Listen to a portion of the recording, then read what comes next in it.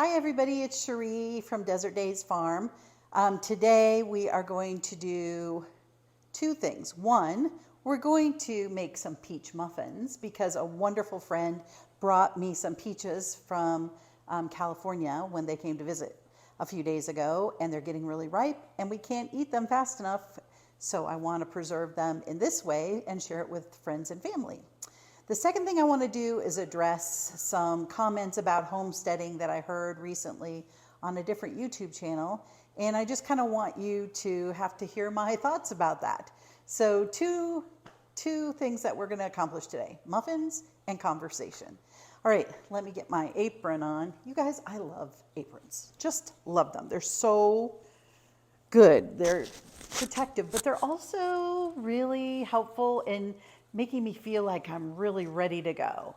And so most of my aprons are not from Amazon or something like that. They're from craft fairs or arts and craft shows or whatever.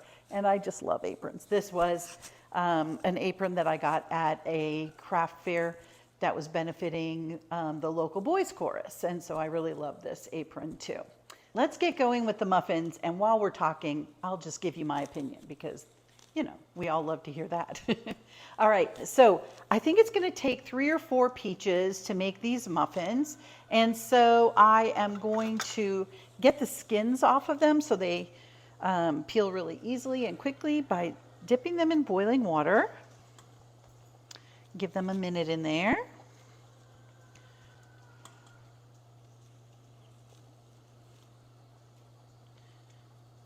Okay. I think 3 will probably be enough, actually. So I'm going to just go with these 3 and just give them just a minute to absolutely roll around and hopefully loosen those skins from them. Okay. She said she got them at an Acton, California peach orchard right before they drove here to visit. And oh, what a gift, huh? Hostess gifts are sometimes a challenge because you're not sure, you know, I don't know, do they like this? Do they like that? But fresh fruit, you just can't ever go wrong with that. All right, don't remember which one I started with, probably should know, but I'm gonna take this one out and pop it over here in some ice water I already prepared and give it a little roll around. And then I'll get the other 2 and do the exact same thing. Guess I should have made that just a little bit deeper. So I'm going to grab a little bit more water, and the ice will mix with the water and make it a nice cool combination of things and really cool the peaches down quickly. Do you love these bowls? I love these bowls. They're Pyrex and they nest. So I have this one, which matches this one, and then a little bit bigger and a little bit bigger. My son and daughter-in-law got them for me for a gift, and I love them. I use them for so many things. All right, ooh, nice and cold, woohoo. All right, so we're gonna put the peelings in here, which I will give to the chickens. Look at that, woohoo, came right off. That's what the promise is, but you never know if it's gonna actually work. And guys, if you're making anything, jam, or you just want to freeze peaches for the winter or whatever, this is the best thing that you can do to get that skin off very quickly. Then I go around halfway, kind of ish halfway. They are slippery. And then I slice them. And so that way I have half pieces. Now, I just realized we probably don't want chunks that big in our peach muffins, do we? So let's go around 2 more times so that we don't just have mega chunks in our muffins. All right, here we go. And I can reach in there and chunk them up a little bit more if I need to. All right, number 2, here we go. Oh, yeah, 3 peaches is gonna be plenty. They ask, the recipe calls for 1.5 cups of peaches, and this is gonna be totally perfect. Totally perfect. All right, so I'm gonna go around and around and around Maybe one more round. Okay. It's like diced peaches, but without the board. So I think these seem great. They seem nice and juicy. Oh, they are. You guys, I've been having one on my cereal every morning. They're so good. They're really, really good. It was a really good present. Okay, and one more. I'm gonna rinse off my knife a little bit because it's gooey. Everything is gooey. That's okay. All right, this one just doesn't want to stay on, so we're gonna, don't cut in your hand. It's a bad, silly idea. Very dangerous. Don't do it. Okay, but you just saw me do it. All right.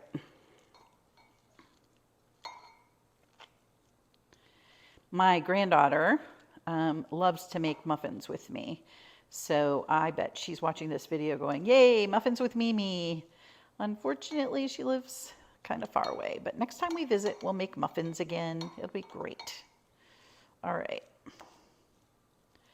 Okay, look at that. Oh my gosh, what a cool, easy peasy way of chopping up our peaches. All right, I'm pretty ready for this activity.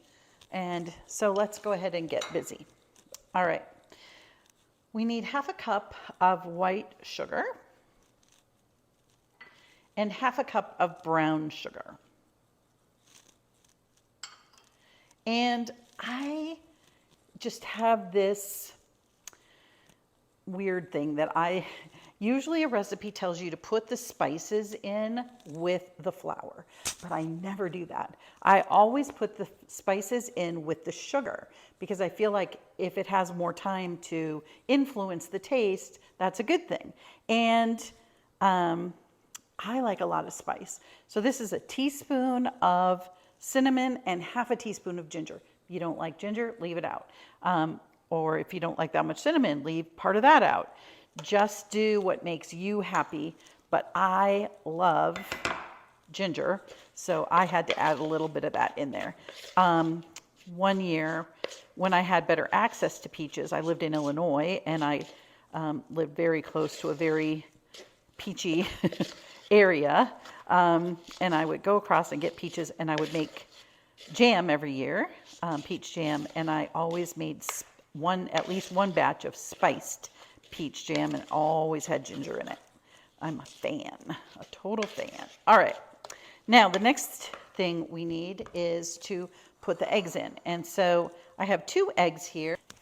You can see that I have plenty of eggs right now. My girls are laying like crazy. I leave them on the counter because the girls lay with a bloom on them. Most of you already know this, but there's a bloom that you can't see it, can't feel it. They feel like eggs, but it protects the porous material of the shell from getting any bacteria in it. So as long as you leave them on the counter, you're good to go. If you want to put them in the fridge, you should wash them. And I always wash them before I use them because I think it's a good idea. My girls are pretty clean. If they're not clean, I usually wash them before and put them in the fridge, but they have such a good shelf life on the counter, and they're so much better for baking if they're at room temperature, that this is the way I prefer to do it. So now they're washed off. When I'm giving them to other people, I will do that wash with the water and actually add a tiny bit of white vinegar to just make sure all of the yuck is off. But I'm pretty sure these are great. All right, so I'm going to crack that into there and then dump it in. You know, homegrown eggs, or when my girls lay them, every once in a while there's something not good in there, okay? It's not a blood spot, those are fine.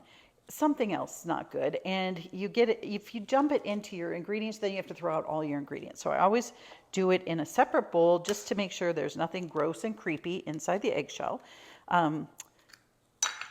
You don't get that from the grocery store because they have machines that can look through the egg and make sure that everything is good.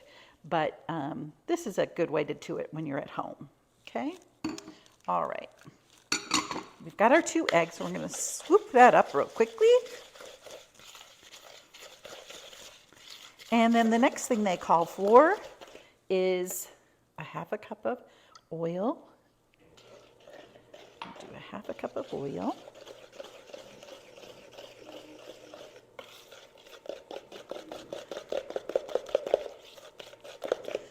And then we're going to put in my vanilla. Now, why didn't I put this in a little dish so that I don't have to show this? Well, because there's a point of this.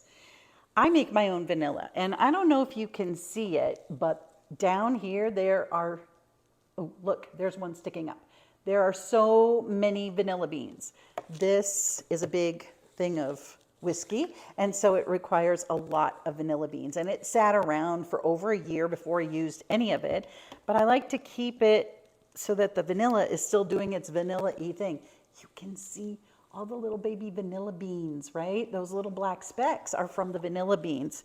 So you know you've got a good product when you're making it yourself. Try to make everything yourself. It's hard. It's impossible. And that's going to be part of what we talk about in a minute. But it's not 100% impossible, but it is challenging to make everything yourself. But if you can, you feel good, you know what's in your food, and that's a really helpful thing. So this recipe says 1 teaspoon of vanilla. Oh, I went over a little bit. Too bad. Oh yeah, smells amazing. Smells amazing. Okay, give that another little whip up. Now, next thing is my bowl of flour. So I really believe in whole wheat flour. Unfortunately, whole wheat flour is a little rough. It feels dry. It doesn't feel as delicious as when you use all-purpose flour. So what I did with this recipe calls for 1.5 cups of flour. So under this half a cup of whole wheat flour is 1 cup of all-purpose flour. And that way I'm doing both. I'm getting the fiber in there. I'm getting whole grains for my family, but I'm also making it so that they'll actually eat those whole grains. This is half a teaspoon of baking soda and half a teaspoon of salt. And so we've got that in there. All right, we're almost done. This was easy. This was so fast to put together. Easy peasy. Now, I'm sure you could do this exact same recipe with different fruit. Maybe blueberries or apple chunks. That would be good, actually. Apple muffins with this same recipe probably work just great. Huh. Now I know what to do next time. But today, it's all about the peaches. All about the peaches. Okay, here we go. 1.5 cups vaguely. Oh, forgot one. Vaguely 1.5 cups of peaches. Ooh, that dough got a little stiff. That's part of the whole wheat too, is that it gives it some substance, which is good. It keeps you full longer. It's better for you, but it makes it hard to get the stirring going. But we're good now. Okay. All right. You guys, spend the money, get a good restaurant quality scoop. I've had these for 10 years maybe, and they're still going strong, and I make muffins frequently. Oh, I was going to show you my muffins. Look, hello, pumpkin. It is October 2nd, so now I'm in the fall mode. It's Arizona, so, you know, it's still in the 90s, but I couldn't give in to fall until October. All right, this is going great.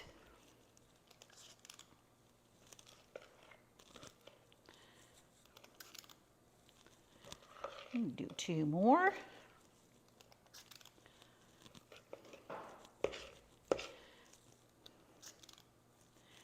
Now, I'll do the rest of those in a minute, but just because I want you to know that you have options for making your muffins even more special, I want to show you that I have a little bit of brown sugar here. Probably too much, but that's okay. I'm not going to use it all, but I'll spice it up. I'm going to put in a little cinnamon. and a little ginger because, you know, ginger is delicious and it's healthy. It's cinnamon and ginger both have really good health benefits. At least that's what they say on the internet. Okay, get that all mixed up.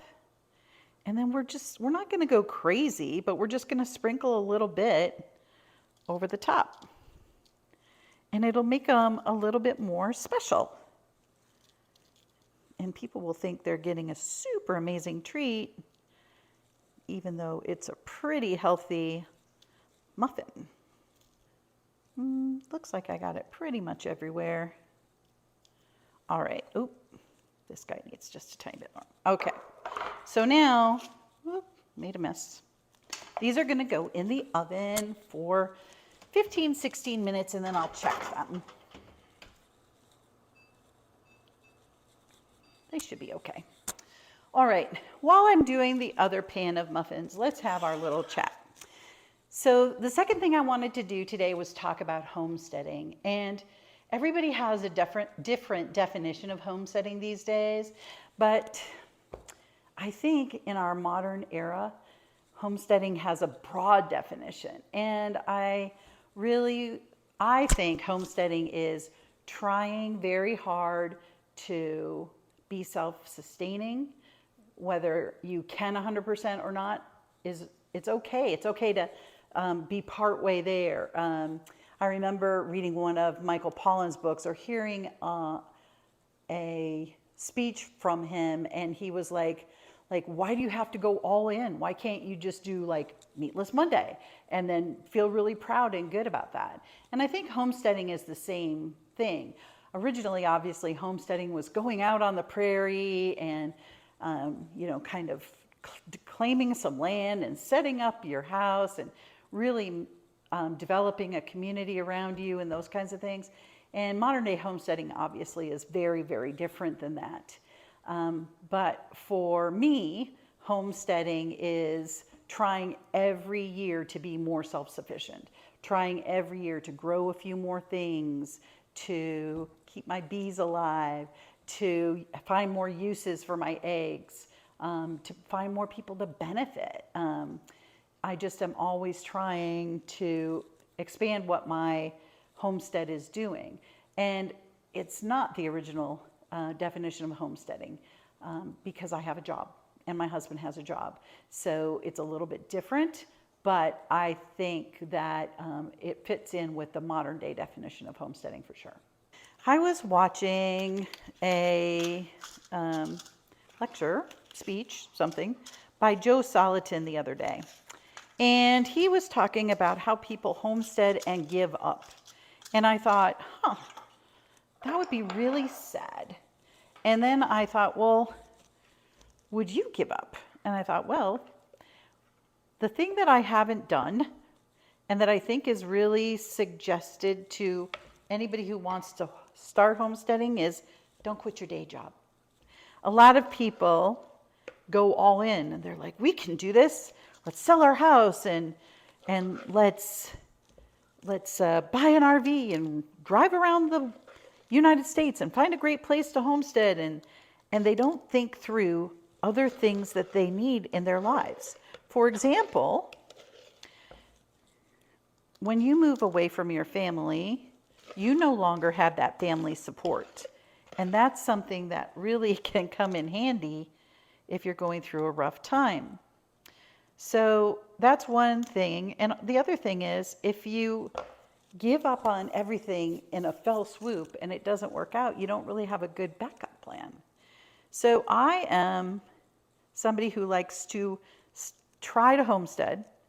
I have chickens and goats, and I have a little garden that doesn't produce enough for me to live on or for my husband to live on. And, but it does produce some. I have bees that produce a little bit of honey, and that is enough for us. We don't have that much honey in our lives usually.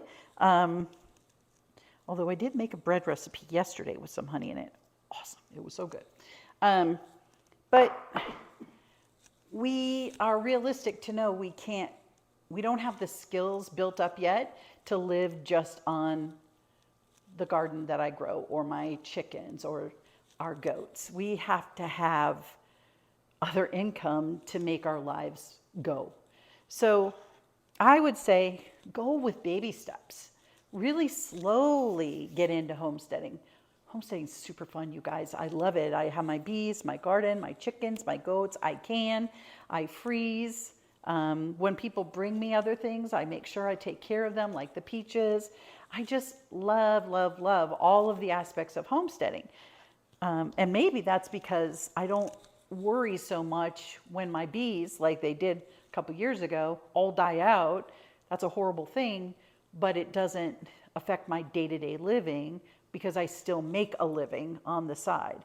So unless you are 100% sure that you have the skills you need, the patience, the perseverance, the longevity it takes to stay as a homesteader with no other backup income, unless you're sure about that, I would totally suggest baby steps. And maybe baby steps are years and years. I've been doing this. I had chickens now for over 10 years. I've been gardening for my whole life, okay? But I don't have a misconception that I can live off of the skills that I have now. I'm still building my skills all the time. So baby steps. Don't quit your day job. Let's pop these in too. All right, we'll be back in a minute. Okay, I think they're ready. Let's check them out. Woohoo! They smell amazing. You guys, they look so amazing. So, so, so amazing. And let's cut into one of these bad boys. Let's see, this one looks pretty delicious. Let's go with this one. Oh, just so you know, they're too hot to do this, but I'm doing it anyway. Just so you know, I set it for 15 minutes, but I ended up using 4 more minutes. So I would set it for 20 minutes. Truthfully, these are not overdone by any means. So I'd set it for 20, but you know your oven, right? Everybody's oven's a little bit, different. These are very, very warm. Very, very warm, but we're gonna cut open just a little bit. Ooh, look at those yummy, juicy peaches. All right, I don't wanna have a bite, that doesn't have a peach in it, but they're hot. Not ready yet.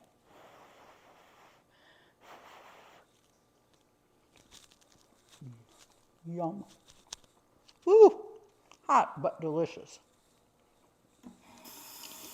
So, if you have extra fruit, peaches, apples, blueberries, whatever, this recipe is going to work great for it.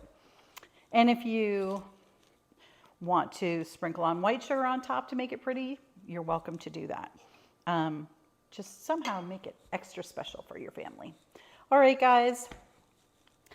This is Cherie from Desert Day Farms, where I'm a full-time teacher and a part-time casual homesteader, and I just love sharing these things with you, and I hope you have a great week. Don't forget to subscribe. My husband's always got to do that. He's always saying, tell them to subscribe. So I'm telling you, please subscribe. Have a great week.